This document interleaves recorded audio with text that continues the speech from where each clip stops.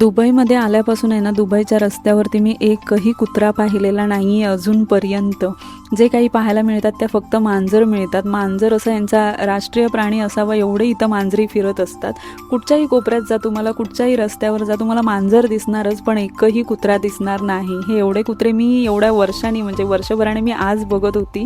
कारण आपल्याकडे मांजरी घरामध्ये असतात, त्यांच्याकडे मांजरी रस्त्यावरती आहेत आणि कुत्रे तर दिसतच नाही. कुत्रे काही जे लोक पाळतात वगैरे त्यांच्याकडेच पाहायला मिळतात. तर जी माझी पेशंट आहे ना, ती 6.5 वर्षाची मुलगी आहे आणि तिला खूप दिवसापासून कुत्रा खरेदी करायसाठी हट्ट धरून बसली आहे. त्यामुळे मग तिला थोडं पेट कॅफेमध्ये घेऊन आलेलं होतं, थोडं तिला सवय लागावी, कारण तिला शेवटी ऑर्डर केला आहे सरांनी कुत्रा म्हणून. तर आम्ही ज्यावेळी इथे आलो ना, त्यावेळी इथे असे 2 सेशन होते, म्हणजे मोठ्या कुत्र्यांसाठी वेगळा अर्धा तास आणि लहान कुत्र्यांसाठी अर्धा तास वेगळा.